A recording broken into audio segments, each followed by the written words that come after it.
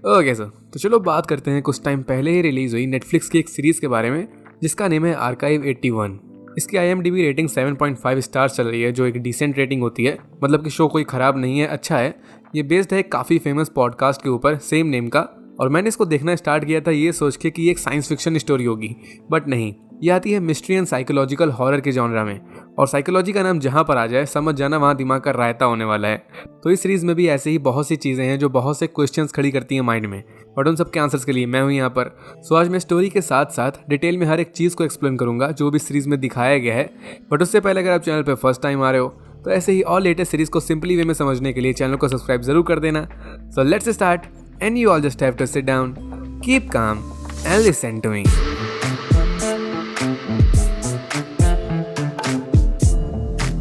तो series start होती है एक लड़के को दिखाते हुए, डैन टर्नर। ये one of the main character है सीरीज का। एक नॉर्मल लड़का होता है, सिंगल होता है, अकेले रहता है, लेकिन इसकी जॉब काफ़ी इंटरेस्टिंग होती है। ये एक म्यूजियम में काम करता है और एक आर्किविस्ट होता है।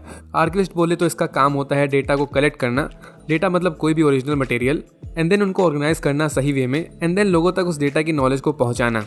इसकी जॉब में डेटा ओल्ड फिल्म्स होती हैं, सबने यूज़ किए होंगे टेप रिकॉर्डर्स जिसके अंदर टेप्स होते हैं। तो लोग इसको ख़राब पुराने टेप देते हैं और ये उसको सही करके रिस्टोर करके उनके अंदर से ओरिजिनल वीडियो निकाल के देख के ओनर को वापस कर देता है।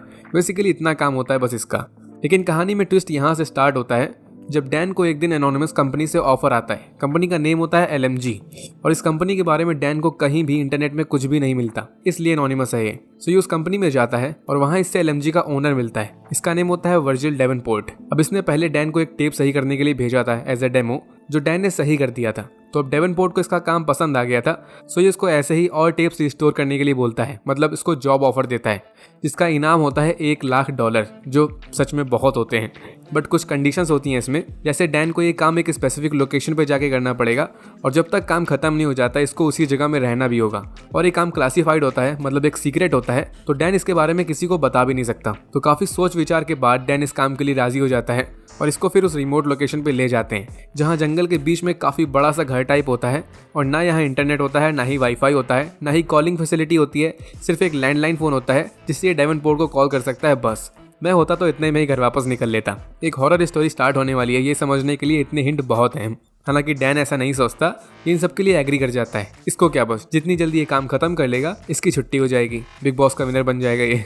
एनीवे, फिर डेवनपोर्ट यहाँ से चला जाता है और डैन अपने काम में लग जाता है, वही टेप्स रिस्टोर करने में लग जाता है। तो इसीलिए बात कर लेते हैं उन टेप्स के बारे में और उन टेप्स में क्या है उसके बारे में। तो डैन जिन रिकॉर्डिंग्स को रिस्टोर करके देखने वाला होता है वो होती है मेलेडी पेंडरस नेम के एक स्टूडेंट की। तो अब ये मेलेडी ही मेन सेंटर होती है सीरीज़ की। तो इसके पॉइंट ऑफ व्यू से इसकी स्टोरी समझते हैं। ये मेलेडी एक फिल्म मेकर होती है, डॉक्यूमेंट्रीज बनाती है। तो 1994 में, मतलब डैन की टाइमलाइन से लगभग 25-30 साल पहले इसकी कहानी शुरू होती है। मेलेडी जाती है एक विसर अपार्टमेंट नेम की बिल्डिंग में। यहाँ पर भी इसका एक प्रोजेक्ट होता है, इसको प्रॉपर डॉक्यूमेंट्री बनानी होती है उनके ऊपर जो लोग इस विसर अपार्टमेंट में रहते हैं। एक्चुअली में अपार्टमेंट जहाँ बना होता है तो इसके बनने से पहले इसी सेम प्लेस पे एक मेंशन हुआ करता था 1920s में, बट उसमें मिस्टीरियसली आग लग गई थी, सो वो पूरा जल गया था और फिर यहाँ पर ये अपार्टमेंट बन गया। तो इस अपार्टमेंट की कुछ मिस्ट्री होती है। लोगों का मानना होता है कि लोग यहाँ से गायब हो जाते हैं और या फिर जो यहाँ आता है रहने के लिए वो कभी कहीं और जाता ही नहीं फिर। तो इसी मिस्ट्री को अनफोल्ड करने के लिए मेलेडी यहाँ आई होती है, और साथ में एक और चीज़ के लिए यहाँ आई होती है, अपनी बर्थ मदर को ढूंढने के लिए। मेलेडी जब पैदा हुई थी तो इसकी रियल माँ इसको चर्च में छोड़ के चली गई थी, मतलब अबैंडन करके चली गई थी इसको। तो अब मेलेडी को एक लेटर आया था जूलिया बेनेट नेम की एक लेडी से, जो अपने आप को मेलेडी की बर्थ मदर बता रही थी, और उसी लेटर में मेलेडी को इस विसर अपार्टमेंट में आने को बोला गया था। सो ये विसर अपार्टमेंट में रहना स्टार्ट करती है और 1 बाय 1 करके अपने पड़ोसी लोगों का इंटरव्यू लेना स्टार्ट करती है, और इसका कैमरा हमेशा ऑन रहता है क्योंकि डॉक्यूमेंट्री होती है ये, इसलिए। और फिर ये ऐसे ही धीरे धीरे करके सारे गहरे सुपर नेचुरल राज जान जाती है इस अपार्टमेंट के बारे में। यहाँ के लोग की सीक्रेट रियलिटी होती है एक, जिस पे अपन आगे बात करेंगे। तो ये सब कुछ मेलेडी को पता चल जाता है, बट लास्ट में मिस्टीरियसली उस पूरी विसर बिल्डिंग में आग लग जाती है, सब कुछ खत्म हो जाता है। जैसे 1920s में उस मेंशन में आग लग गई थी, एकदम वैसे ही। लोगों का मानना होता है यहाँ कि इस मेलेडी ने ही पूरी बिल्डिंग में आग लगाई थी, बट यहाँ पर मिस्टीरियसली किसी की भी डेड बॉडी नहीं मिली थी, ना ही मेलेडी की, ना ही किसी और की। बचे थे तो बस वो जले हुए टेप्स, मतलब मेलेडी की डॉक्यूमेंट्री वाली रिकॉर्डिंग्स। तो अब यही टेप्स होते हैं जो डैन को सही करने होते हैं और फिर उनको रिस्टोर करके देखना होता है। और यही रीज़न भी होता है कि डैन को इस स्पेसिफिक लोकेशन पे आके काम करना होता है, क्योंकि उन जले हुए टेप्स को दूसरी जगह ले जाने में रिस्क था, वो ख़राब हो सकते थे, ऐसा डेवनपोर्ट का कहना था। तो अब अपन यहाँ से डैन पे एकदम लास्ट में बात करेंगे। उससे पहले बिना टाइम वेस्ट करे मिस्ट्री पे आते हैं कि आखिर मेलेडी के साथ हुआ तो हुआ क्या। तो मेलेडी जब उस अपार्टमेंट में रहना स्टार्ट करती है तो इसको ज़्यादा टाइम नहीं लगता ये समझने में कि यहाँ के लोग एक सीक्रेट कम्युनिटी का हिस्सा हैं, जिसको आप दूसरी भाषा में कल्ट भी बोल सकते हो। अब कल्ट जिनको नहीं पता तो इसका मतलब कुछ लोगों का ग्रुप होता है जिसके लोग किसी एक रिलीजियस बिलीफ को मानते हैं, उसी की पूजा करते हैं, उसी को फॉलो करते हैं। तो मेलेडी को यहाँ रात में चैंटिंग की आवाज़ सुनाई देती थी और जब ये छुप छुपा के नीचे देखने गई थी तो वहाँ बिल्डिंग के लगभग सभी लोग किसी एक ऑब्जेक्ट के सामने चैंटिंग कर रहे थे, गाना गा रहे थे बोल सकते हो। तो इतना काफ़ी होता है ये समझने के लिए कि यहाँ कुछ तो गड़बड़ है दया।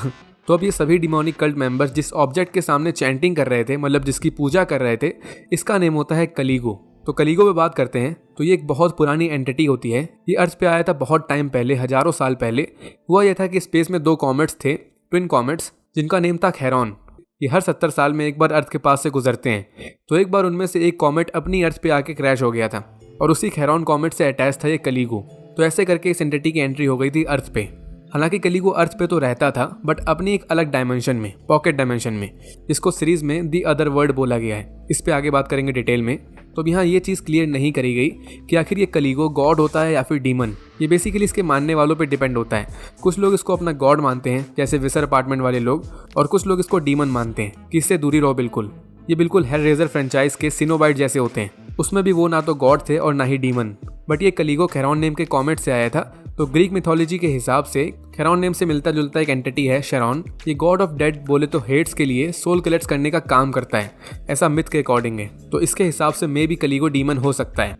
खैर, तो ये जितने भी इसके फॉलोअर्स वगैरह होते हैं तो इन सब का मोटो यही होता है कि इनको कलीगो को उसकी डायमेंशन से निकाल के अर्थ में लाना है। इनके हिसाब से ये गॉड होता है तो ये इनको इटर्नल लाइफ दे सकता है, मतलब अमर कर सकता है इनको, और इनकी सारी प्रॉब्लम्स को ख़त्म कर सकता है, इनकी कोई भी विश पूरी कर सकता है, ऐसा इनका मानना होता है।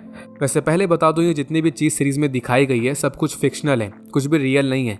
मिथोलॉजी या कहीं पर भी इस कलीगो नेम का डीमन या गॉड नहीं है, और ना ही ये विसर अपार्टमेंट रियल है और ना ही इसके लोग रियल हैं। तो ये कुछ भी सच्ची घटना पर आधारित नहीं है। तो बिना डरे देखो इस सीरीज को। एनीवे, तो अब ये कलीगो के जो फैंस हैं, इसके फॉलोअर्स हैं, ये लिमिटेड तो होंगे नहीं ऑब्वियसली, हजारों साल पुराना कलीगो है। तो ये विसर अपार्टमेंट के लोगों को भी इस कलीगो के बारे में कहीं ना कहीं से तो पता चला होगा। तो इसकी स्टोरी और पीछे जाती है पास्ट में, 1924 में, जो मैंने मेंशन के बारे में बताया था, जो विसर अपार्टमेंट की जगह पहले बना था। तो एक्चुअली में यहाँ से, मतलब 1924 से आर्काइव 81 की स्टोरी कनेक्टेड है। तो 1924 में एक कम्युनिटी हुआ करती थी, द वॉस सोसाइटी। ये एक पैरासाइकोलॉजिकल ग्रुप था, अगेन सिंपल भाषा में इसको भी कल्ट ही बोलो। तो ये वॉस सोसाइटी ये बनाई थी वॉस फैमिली ने। ये एक बहुत रिच फैमिली हुआ करती थी उस टाइम पे। इसमें 2 भाई थे, लूकास एंड जोना, और इनकी एक बहन थी आयरिस वॉस। यही थी सबसे बड़ी वाली भक्त कलीगो की। तो यहाँ आयरिस वॉस और इसके भाई, इसको फाइनली मिल जाता है वो ऑब्जेक्ट, वो स्टैचू कलीगो का। ये लोग इसको सालों से ढूंढ रहे थे। तो इनका मोटो भी वही बन जाता है कि इनको किसी तरह कलीगो को अर्थ पे लेके आना है। एक्चुअली में आयरिस वॉस की एक प्रॉब्लम होती है कि ये माँ नहीं बन पा रही होती, तो इसीलिए कलीगो की भक्त बन जाती है, ये सोच के कि इसकी प्रॉब्लम को दूर कर देगा ये। मतलब ये लोग भी कलीगो को एज अ गॉड ही मानते हैं, मतलब सोचते हैं कि कलीगो अगर अर्थ पे आया तो इनके साथ अच्छा ही करेगा, सबका भला करेगा। खैर, आगे बात करने से पहले अपन एक ग्रुप के बारे में बात कर लेते हैं जिनको बोला जाता है बॉल्डोंग विचेस। इनके बारे में अपने को सीरीज में कुछ भी दिखाया नहीं गया, बस बताया गया हल्का सा। तो इनकी हिस्ट्री कुछ ऐसी है कि किसी टाइम पहले ये कोई और नहीं बल्कि उन्हीं भक्तों में से एक हुआ करते थे जो कलीगो को फॉलो करते थे। मतलब उस टाइम पे ये विचेस भी मानती थी कि कलीगो एक गॉड है और वो दुनिया की भलाई के लिए अर्थ पे आया है। बट एक बार जब इन्होंने कलीगो को रिजरेक्ट करने का ट्राई किया, मतलब उसको अपनी दुनिया से इस दुनिया में लाने का ट्राई किया, तो कुछ बहुत बुरा हो गया था। और तब से ये विचेस समझ गई थी कि ये कलीगो कोई गॉड नहीं है बल्कि एक डीमन है। इन्होंने कलीगो को फॉलो करना बंद कर दिया था और ये उसके अगेंस्ट चली गई थी। और फिर एक टाइम पे दुनिया को कलीगो से बचाने के लिए इन सभी विचेस ने मिल के अपनी पावर्स का सेक्रीफाइस करके कलीगो को उस स्टैचू में कैद करके रख दिया था। इसी वजह से वो स्टैचू बहुत इंपॉर्टेंट होता है। एक्चुअली में वो स्टैचू बना होता है खैरोनाइट नेम के मटेरियल से, और खैरोनाइट उसी खैरॉन नेम के कॉमेट से निकाला गया था जिससे कलीगो इस दुनिया में आया था। तो कलीगो को उसी में वापस से कैद कर दिया गया, और तभी से इन बॉल्डोंग विचेस का मोटो बन गया था कि किसी भी तरह से कलीगो को आज़ाद होने से रोकना है। मतलब जैसे उसके फॉलोअर्स का मानना होता है कि कलीगो को अर्थ पे लाया जाए, वैसे ही बॉल्डोंग विचेस का मानना होता है कि उसको अर्थ से दूर रखा जाए। तो जनरेशन टू जनरेशन ये विचेस इसी चीज़ को रोकने का ट्राई करती हैं। ना अब यहाँ डिमोनिक कल्ट है, एक नहीं बहुत सारे हैं, तो ऑब्वियसली इनका कोई रिचुअल भी होगा। जिस रिचुअल को कंप्लीट करके ये अपने गॉड बोले तो कलीगो को अर्थ पे लाएंगे। तो हाँ, इनका एक रिचुअल होता है जो एक्चुअली में बहुत इंपॉर्टेंट है सीरीज में। तो इनके रिचुअल के बारे में बात करते हैं। सो रिचुअल में इन्हें चाहिए होती हैं 4 चीज़ें। पहला वो कलीगो का स्टैचू, इसके बिना कुछ नहीं होने वाला। सेकंड कलीगो के अंधे भक्त, ऑब्वियसली पार्टी में अगर लोग ना हो तो फिर काहे की पार्टी। तीसरी चीज एक विच का ब्लड, मतलब बॉल्डोंग विच का ब्लड, क्योंकि इन्हीं ने फर्स्ट प्लेस पे कलीगो को कैद करा था। एंड एट लास्ट कोई भी पर्सन सेक्रीफाइस करने के लिए। ऑब्वियसली रिचुअल में अगर बलिदान ना हो तो फिर काहे का रिचुअल। बेसिकली बलिदान इसलिए ताकि उस पर्सन के मरने के बाद उसकी बॉडी में कलीगो आ सके। तो ये 4 चीजें होती हैं इस रिचुअल के लिए। और एक और चीज कि ये बिलीवर्स मानते हैं कि ये रिचुअल उसी दिन काम करेगा जब वही खेरोनॉइड कॉमेट अर्थ के पास से निकलेगा, जो बताया था मैंने कि हर 70 साल में एक बार निकलता है। तो सबसे पहले 1924 में वॉर सोसाइटी ने इस रिचुअल को करने का ट्राई किया था। इनके पास वो स्टैचू था, एक बुक होती है जिसमें शायद मंत्र वगैरह लिखे होते हैं, वो भी ज़रूरी होती है रिचुअल के लिए, तो वो भी थी इनके पास। एक बॉल्डोंग विच थी जिनका इन वॉस फैमिली ने मर्डर कर दिया था, तो एक तरीके से बॉल्डोंग विच का ब्लड भी था इनके पास। और लास्ट में आयरिस वॉस ने नई सर्वेंट रखी थी रोज नेम से, तो इसका ये लोग सेक्रीफाइस करने वाले थे रिचुअल के लिए। तो सब कुछ था इनके पास। सो ये वेट करते हैं उस दिन का जब खेरॉन कॉमेट निकलता है और फिर अपना रिचुअल कंप्लीट करते हैं। हालांकि लास्ट में सब कुछ सही तरह से करने के बाद भी पूरे मेंशन में आग लग जाती है, सब कुछ खत्म हो जाता है। और अब वापस से 1994 में मेलेडी के टाइमलाइन में आते हैं।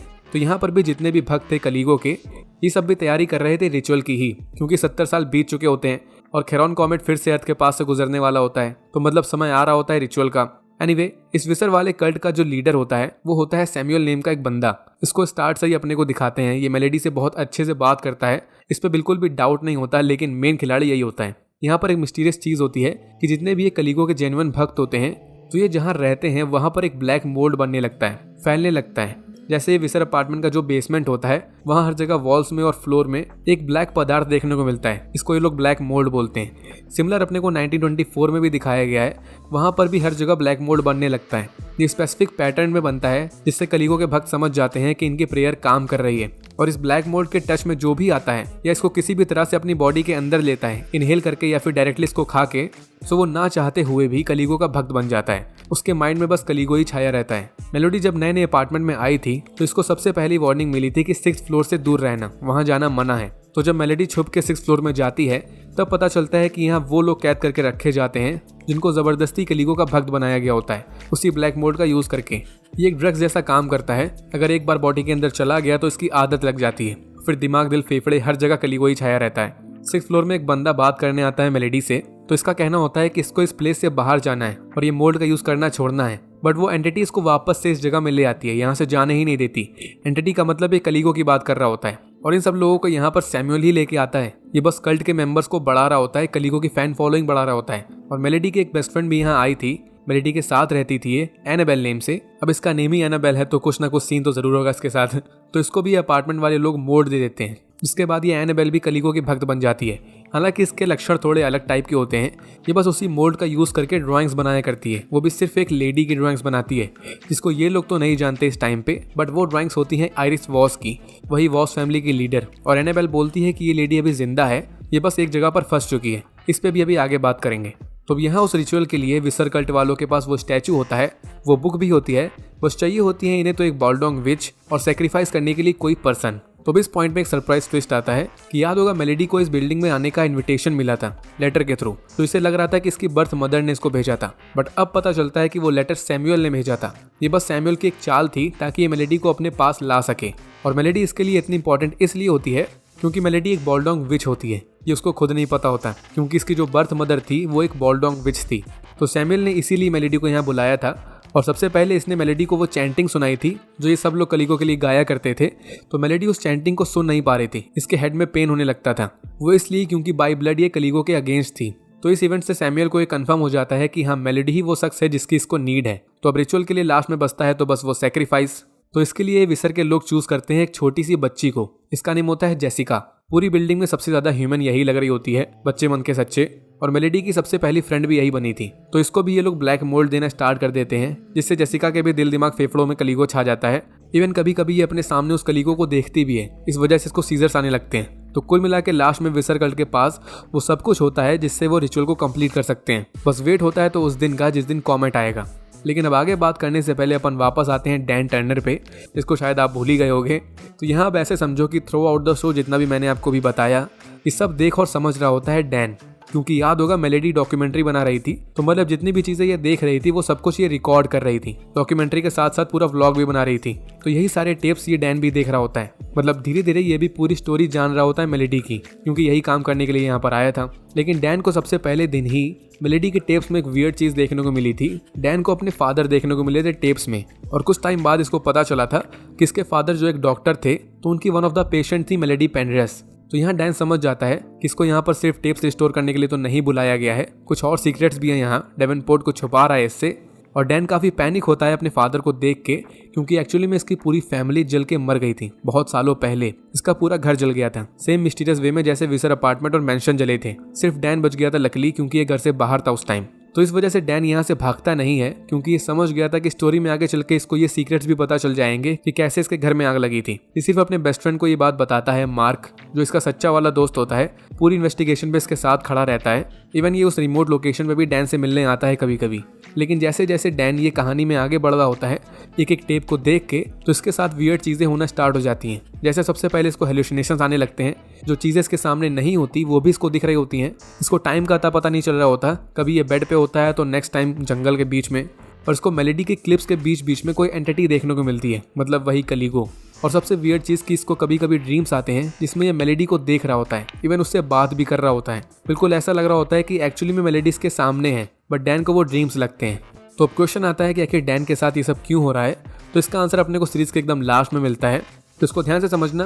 तो बोला जाता है, मतलब बहुत लोगों का मानना है कि टेप्स और कैमरा रिकॉर्डिंग्स ये एक ऐसी चीज़ होती हैं जिसमें पैरानॉर्मल चीज़ें भी कैद करी जा सकती हैं। इन शॉर्ट, जो चीज़ें हमारी नेकेड ह्यूमन आई नहीं देख सकती, वो सब कुछ कैमरे में रिकॉर्ड किया जा सकता है। इसीलिए आप सबने देखा होगा कि ज़्यादातर जितने भी पैरानॉर्मल इन्वेस्टिगेटर होते हैं, मतलब फॉरेन के भूत पकड़ने वाले लोग, एग्जाम्पल के लिए कॉन्जरिंग वाले वॉरेंस ले लो, तो ये सब लोग अपने सारे केसेस को वीडियो एंड ऑडियोज दोनों में रिकॉर्ड करते हैं। और इस सीरीज में भी 1924 में अपने को दिखाया गया है कि वो जो आयरिस वॉस थी वो फोटो शूट करा रही थी, सिर्फ इसलिए ताकि फोटो में ये कलीगो को कैप्चर कर पाए, और एक फोटो में वो एंटिटी देखने को भी मिलती है। तो अब जो ये डैन मेलेडी के सारे टेप्स 1 बाय 1 करके देख रहा होता है, तो उन टेप्स में कलीगो से जुड़ी हुई सारी चीजें थी। विसर के लोग जो चैंटिंग करते थे वो भी उन टेप्स में थी, पूरा रिचुअल भी था उन टेप्स में। तो सरल भाषा में बोल सकते हो कि वो टेप्स कर्स थे, मतलब श्रापित थे। उन टेप्स को देखने का मतलब कलीगो से इनडायरेक्टली कनेक्ट होना। और यही रीजन था कि जैसे 1994 एंड 1924 दोनों में अपने को ब्लैक मोड देखने को मिला, तो सेम ब्लैक मोड इस प्लेस में भी बनने लगता है जहां डैन रहता है, क्योंकि इन टेप्स की वजह से इसका कलीगो से कनेक्शन बनने लगा था। एनीवे, तो अब यहाँ बात करते हैं कि आखिर मेलेडी के साथ लास्ट में हुआ क्या, और वो 1924 का रिचुअल सक्सेसफुल क्यों नहीं हो पाया था। तो लास्ट में जब सैमुअल और इसके कल्ट के पास रिचुअल के लिए सारी चीज़ें थी, और वो दिन भी आ गया था जब खेरॉन कॉमेट निकलने वाला था, तो वो सब लोग रिचुअल की तैयारी करने लगे थे। बट उससे पहले मेलेडी, जिसने 1924 के रिचुअल की रिकॉर्डिंग्स देख ली थी, तो ये समझ गई थी कि ये सब कल्ट के लोग जेसिका का सेक्रीफाइस कर देंगे, उसका मर्डर कर देंगे। तो इस वजह से ये जेसिका को बिल्डिंग से सही सलामत बाहर भगा देती है, उसकी जान बचा लेती है। लेकिन सैमुअल लोग रुकने वाले नहीं थे, जिसकी जगह किसी और का सेक्रीफाइस कर देंगे। तो ये मेलेडी को लेके बेसमेंट में जाते हैं, और बेसमेंट इनका एग्जैक्ट 1924 वाला ही होता है, क्योंकि सेम प्लेस होती है, दोनों की भूलना मत। सो ये मेलेडी से ज़बरदस्ती उसका ब्लड लेते हैं, रिचुअल स्टार्ट करते हैं। सेम टू सेम वैसा ही होता है जैसे 70 साल पहले हुआ था 1924 में। और यहाँ अब जेस तो थी नहीं, तो इसकी जगह इसी कल्ट से एक लेडी अपना सेक्रीफाइस कर देती है। और इस पूरे कांड की रिकॉर्डिंग मेलेडी तो कर नहीं रही थी ऑब्वियसली, क्योंकि ये तो फंसी हुई थी। तो इसकी रिकॉर्डिंग चुपके से कर रही थी जेस। ये पगली भगी थी लेकिन घूम फिर के वापस आ गई थी।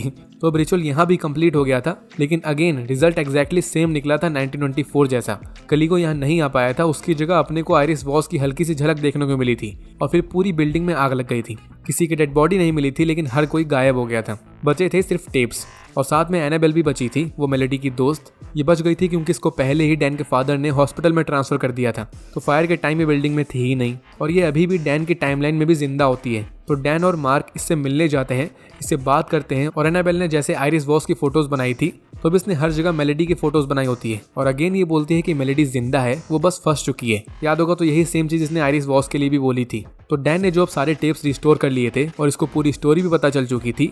इवन इसको अब ये सीक्रेट भी पता चल गया होता है कि ये जिस लोकेशन पे है जंगल के बीच में, ये वही प्लेस होती है जहाँ 1994 में विसर अपार्टमेंट था, और उससे पहले 1924 में वो आयरिस वॉस का मेंशन था।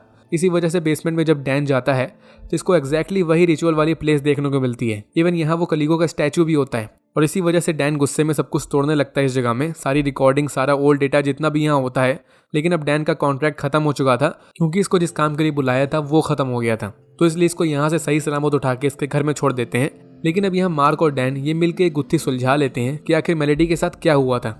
मैंने आपको बताया था ये एंटिटी अर्थ पे तो रहती है लेकिन अदर डायमेंशन में, इसको बोला जाता है दी अदर वर्ल्ड। इसके नेम से ही समझ सकते हो, दूसरी दुनिया। कुछ लोग इसको पॉकेट डायमेंशन बोलते हैं, कुछ इसको पैरेलल वर्ल्ड बोलते हैं, कलीगो के भक्त इसको हेवन बोलते हैं, बट बॉल्डोंग विचेस इसको हेल बोलती हैं। तो बहुत नाम है इसके, बट कुल मिला के ये जगह अपनी दुनिया में ही होती है लेकिन हिडन होती है। इसको एकदम स्ट्रेंजर थिंग्स की अपसाइड डाउन वाली जगह की तरह समझ सकते हो। वहाँ अपसाइड डाउन भी एक पैरेलल वर्ल्ड था जहाँ ह्यूमंस की जगह मॉन्स्टर्स रहते थे। तो सिमिलर वे में कलीगो का अदर वर्ल्ड भी होता है। तो ये जो रिचुअल होता है कल्ट मेंबर्स का, उसको कंप्लीट करने से अदर वर्ल्ड के दरवाजे खुल जाते थे। भक्तों का मानना था कि इसी तरह कलीगो अदर वर्ल्ड से अपनी दुनिया में आ सकता है, लेकिन कभी भी वो अर्थ पे आ नहीं पाया, बल्कि इसका उल्टा हुआ। लोग अपनी रियल दुनिया से अदर वर्ल्ड में चले गए। जी हाँ, सबसे पहले 1924 में जब वो रिचुअल कंप्लीट हुआ था तो दरवाजे खुल गए थे अदर वर्ल्ड के, लेकिन रिचुअल में कुछ गड़बड़ हो गई थी। सो आयरिस वॉस अदर वर्ल्ड में चली गई थी, वहां जाके फंस गई थी। सेम फिर 70 साल बाद हुआ, रिचुअल कंप्लीट हुआ, अगेन दरवाजे खुल गए, लेकिन फिर से रिचुअल में कुछ कमी रह गई और इस बार सैमुअल एंड मेलेडी ये उस अदर वर्ल्ड में जाके फंस गए। तभी अपने को हल्की से झलक देखने को मिली थी आयरिस वॉस की, क्योंकि वो अदर वर्ल्ड में फंसी हुई थी। और अब यहाँ वो चीज़ भी क्लियर हो जाती है कि जब डैन अपने ड्रीम्स में मेलेडी से बात कर रहा था तो वो कोई ड्रीम्स नहीं थे, डैन एक्चुअली में मेलेडी से बात कर रहा था। यहाँ नोटिस करने वाली चीज़ ये होती है कि जब भी डैन मेलेडी से मिलता था तो सराउंडिंग्स में अपन हवा में कुछ उड़ती हुई चीज़ें देख सकते थे, वाइट पार्टिकल्स। तो अब ये हवा में उड़ती हुई चीज़ें ये एक्चुअली में सिग्नेचर होती हैं अदर वर्ल्ड का। जैसे अपसाइड डाउन का एनवायरनमेंट याद होगा तो वो काफ़ी डेंजरस था और वहाँ ब्लैक मटेरियल होते थे। तो सिमिलर इस अदर वर्ल्ड में व्हाइट पार्टिकल उड़ते हुए दिखते हैं। तो इसका मतलब जब डैन मेलेडी से कांटेक्ट करता था तो वो कोई ड्रीम नहीं था, बल्कि डैन अनकॉन्शियसली अदर वर्ल्ड में जाके मेलेडी से मिलता था। और ये मेलेडी भी रियल थी, ये वही मेलेडी थी जो रिचुअल के टाइम अदर वर्ल्ड में किसी तरह फंस गई थी। तो इस वजह से यहाँ टाइम ट्रैवल का भी थोड़ा सीन है। थ्योरीज हैं कि ये अदर वर्ल्ड ये दोनों दुनिया को तो आपस में जोड़ता ही है, लेकिन साथ में मल्टीपल टाइमलाइंस को भी जोड़ता है। क्योंकि डैन जब अदर वर्ल्ड में मेलेडी से बात करता था तो डैन तो अपनी टाइमलाइन में था, मतलब 2021 या 22 में, बट मेलेडी ये वो वाली मेलेडी थी जो फंस चुकी थी अदर वर्ल्ड में, वो भी लगभग 30 साल पहले। लेकिन जो इसकी कॉन्वर्सेशन होती थी डैन से वो 1994 वाली मेलेडी के ड्रीम्स में आती थी, मतलब वो रिकॉर्डिंग्स वाली मेलेडी। तो अब यहाँ टाइम ट्रेवल वाला सीन भी है कुछ, बट इस चीज़ को सीरीज में बिल्कुल एक्सप्लेन नहीं किया गया। इतना समझ में आ गया कि अदर वर्ल्ड के अंदर का टाइम अलग वे में चलता है अपनी रियल दुनिया के कंपैरिजन। क्योंकि 70 साल बाद जब अपन ने आयरिस वॉस को अदर वर्ल्ड में देखा था तो वो बिल्कुल भी एज नहीं करी थी, 1924 वाली ही लग रही थी। और सेम मेलेडी भी लगभग 30 साल बीतने के बाद भी एज नहीं कर रही होती। खैर, तो अब लास्ट में होता ये है कि डैन जब सब कुछ समझ जाता है तो ये मार्क के साथ जाता है डेवनपोर्ट से मिलने। और इस पॉइंट पे डेवनपोर्ट के सीक्रेट रिवील होते हैं। वो जो विसर कल्ट का लीडर था सैमुअल, वो एक्चुअली में डेवनपोर्ट का भाई होता है। इसी वजह से डेवनपोर्ट इतना इंटरेस्टेड था इस चीज़ को जानने के लिए। और जब डैन डेवनपोर्ट को बताता है कि इसका भाई और मेलेडी अभी जिंदा हैं, वो बस अदर वर्ल्ड में फंसे हुए हैं और अगर ये चाहें तो उनको वहाँ से वापस बाहर निकाल सकते हैं दोबारा रिचुअल करके, तो डेवनपोर्ट इस चीज़ के लिए साफ मना कर देता है। एक्चुअली में इसको अपने भाई की जान की कोई परवाह नहीं होती, इसको चाहिए होती है खाली पावर। बोल सकते हो कि इसको सुपर नेचुरल पावर्स चाहिए होती हैं। ये भी मानता है कि कलीगो इसकी विश पूरी कर देगा, तो इसकी इविल विश यही होती है दुनिया पे राज करने वाली, यूजुअल विलन स्टोरी। तो डैन और मार्क इससे फाइट करते हैं और इसको मार के बेहोश कर देते हैं और फिर ये दोनों जाते हैं उसी बेसमेंट में। इनका प्लान होता है रिचुअल कंप्लीट करने का। इनको ये नहीं पता होता कि कैसे करेंगे ये, लेकिन करना होता है। बट यहाँ फाइनल ट्विस्ट आता है। अपने को स्टार्ट से एक लेडी दिखाई गई थी बॉबी करके, ये उस घर में केयर टेकर का काम करती थी जहाँ डैन वर्क करता था। डैन को तो ये नॉर्मल वर्कर लगती थी, लेकिन व्यूअर्स ने गेस कर लिया था कि इसका कुछ ना कुछ सीक्रेट जरूर है, और होता भी है। ये रियलिटी में होती है मेलेडी की बर्थ मदर, जिनका सिर्फ अपन ने पहले नाम सुना था, जूलिया बेनेट, वही बॉल्डोंग विच। तो फाइनली इसको दिखाया जाता है। ये बताती है कि इसने छोटे में मेलेडी को इसलिए अबैंडन कर दिया था क्योंकि ये अपनी बेटी के ऊपर इस बॉल्डोंग विच की रिस्पॉन्सिबिलिटी का बोझ नहीं देना चाहती थी। ये अपनी बेटी को इन सबसे दूर रखना चाहती थी। तो डैन की तरह ही ये जूलिया भी अपनी बेटी को अदरवर्ल्ड से आज़ाद करना चाहती है। और ये वो वाली मिस्ट्री भी ओपन कर देती है कि आखिर क्यों हर बार वो रिचुअल फेल हो जाया करते थे, कभी सक्सेसफुल काम ही नहीं करते थे। तो ऐसा इसलिए होता था क्योंकि रिचुअल के लिए जो सेकंड या थर्ड रूल था, इनको बॉल्डोंग विच का ब्लड चाहिए होता था, तो वो एक्चुअली आधा सही रूल था और आधा गलत। बॉल्डोंग विच का ब्लड तो चाहिए होता था, बट विच की मर्जी के खिलाफ नहीं। बॉल्डोंग विच जब तक खुद अपनी मर्जी से ब्लड नहीं देगी तब तक रिचुअल काम नहीं करेगा।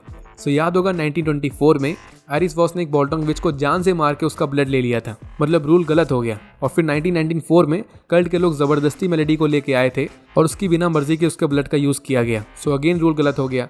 इसी वजह से दोनों बार रिचुअल सही तरह से काम नहीं करा था, हर जगह आग लग गई थी। तो मेलेडी की मॉम मतलब जूलिया ये एक बॉल्डोंग विच होती हैं, तो इनके पास इतनी पावर्स होती हैं कि ये 5 मिनट के लिए अदर वर्ल्ड के दरवाजे खोल सकती हैं बिना किसी सेक्रीफाइस के। तो अब डैन को 5 मिनट के अंदर ही अंदर अदर वर्ल्ड में जाके मेलेडी को ढूंढ के वापस लाना होता है। तो मार्क ये बाहर खड़ा रहता है और डैन ये अदर वर्ल्ड के अंदर जाता है। जाते ही सबसे पहले इसको इसकी फैमिली देखने को मिलती है। और हाँ, मैं बताना भूल गया कि इसकी फैमिली जो जल के मर गई थी तो उनको एक्चुअली में कल्ट के मेंबर्स ने जला के मारा था। डेवनपोर्ट ने बताया था कि कलीगो के दुनिया भर में बहुत सारे भक्त हैं। तो डैन के फादर जो काफी हद तक जान चुके थे इस कल्ट के बारे में, तो इस वजह से उनको और उनकी फैमिली को मार दिया गया। एनीवे, वापस आते हैं तो डैन ये अपनी फैमिली के साथ रियूनाइट होता है, बट थोड़ी देर में इसको रियलाइज हो जाता है कि ये बस कलीगो का माया जाल है। तो ये यहाँ से भागता है और फिर फाइनली टकरा जाता है मेलेडी पेंड्रेस से। ये रियल होती है, ये कोई माया जाल नहीं होता, क्योंकि ये डैन को देखते ही पहचान जाती है। तो डैन मेलेडी को लेके भागता है, इनके पीछे कलीगो भी लग जाता है, बट लास्ट में इनको दिखते हैं 2 दरवाजे, एक ओपन होता है, एक क्लोज होता है। लेकिन तभी ओपन वाले गेट से निकलता है सैमुअल और मेलेडी को अपने साथ लेके भाग लेता है। और फिर तभी 5 मिनट पूरे हो जाते हैं और पोर्टल बंद हो जाता है। तो अब रियल लाइफ में इस साइड जूलिया और मार्क के सामने आ जाती है मेलेडी अकेली। ना यहाँ पर डैन होता है और ना ही वो सैमुअल। लेकिन अपने को अदर साइड में दिखाते हैं कि डैन ये सो के उठता है और ये होता है हॉस्पिटल में। सब कुछ पुराने जमाने टाइप लग रहा होता है और न्यूज़ देख के और खिड़की से झांकने के बाद इसको रियलाइज हो जाता है कि ये आ गया होता है 1994 में, मतलब जिस टाइमलाइन में पहले मेलेडी थी। और नर्स इसको बताती है कि विसर अपार्टमेंट में आग लग गई थी और सिर्फ ये अकेला ही सर्वाइव कर पाया वहाँ से। तो अब सीजन 1 तो एग्जैक्ट इसी पॉइंट पे खत्म हो जाता है। लास्ट में हुआ ये कि मेलेडी की टाइमलाइन में पहुंच गया था डैन और डैन की टाइमलाइन में पहुंच गई थी मेलेडी। बेसिकली इनकी आपस में जगह एक्सचेंज हो गई थी। बोला था यहाँ टाइम ट्रेवल का भी थोड़ा सीन है। तो अब थ्योरीज आ रही है कि वो जो लास्ट में डैन को 2 दरवाजे मिले थे तो वो इन्हीं 2 टाइमलाइंस के दरवाजे थे। एक डोर 1994 का था और एक ओरिजिनल टाइमलाइन का, और अदर वर्ड उन टाइमलाइंस के बीच में एज अ ब्रिज की तरह काम करता है। तो मेलेडी को अपन लोगों ने ओपन वाले डोर में जाते हुए देखा था और फिर वो डैन की टाइमलाइन में आ गई थी। तो फिर हो सकता है कि डैन क्लोज्ड वाले डोर में चला गया हो, जिस वजह से ये 1994 में आ गया। लोगों का मानना है कि डैन स्टिल अदर वर्ल्ड में ही है, वो सब कलीगो का माया जाल है, बट अपने को सराउंडिंग्स में वो वाइट मटेरियल देखने को नहीं मिला। तो इस चीज़ से ये प्रूफ हो रहा होता है कि डैन अदर वर्ल्ड में तो नहीं है। तो बाकी की स्टोरी के लिए अपने को सीजन 2 का वेट करना पड़ेगा, जहाँ मेरे हिसाब से मेन चीज़ यही दिखाई जाएगी कि जैसे सीजन 1 के लास्ट में डैन मेलेडी को ढूंढ रहा था, तो अब सीजन 2 में मेलेडी डैन को ढूंढेगी और उसको वापस से अपनी टाइमलाइन में लेके आएगी। अब तो इसके पास इसकी माँ भी है, विच माँ। हालांकि बहुत से ऐसे कैरेक्टर्स भी हैं जिनका कोई अता पता नहीं, बट वो सीजन 2 में काफ़ी इंपॉर्टेंट हो सकते हैं। जैसे सबसे पहले वो सैमुअल, वो भी मेलेडी के साथ ओपन डोर में गया था लेकिन फिर रियल वर्ल्ड में नहीं आया, तो इसकी मिस्ट्री भी बाकी है। और फिर सैमुअल का भाई डेवनपोर्ट, वो भी जिंदा होता है और ऑब्वियसली शांति से तो बैठेगा नहीं। और एट लास्ट प्रोबेबली अपने को सीजन 2 में कलीगो डीमन देखने को मिल सकता है। डायरेक्टर के अकॉर्डिंग ऐसा होना पॉसिबल है। सीजन 1 में हमको बस इसकी झलक दिखाई गई है, अदर वर्ल्ड में था ये, तो सीजन 2 में होपफुली इसका मेन रूप देखने को मिलेगा। खैर, इस वीडियो के लिए इतना ही। सीरीज में जो भी था मैंने सब कवर करने का ट्राई किया है, कुछ भूल गया हो तो बता देना। वैसे अगर वीडियो पसंद आई हो तो लाइक एंड शेयर जरूर कर देना, और ऐसी और लेटेस्ट सीरीज मूवीज पे वीडियोस के लिए चैनल को सब्सक्राइब भी जरूर कर देना। सो मिलते हैं नेक्स्ट वीडियो में, तब तक के लिए stay tuned and bye bye.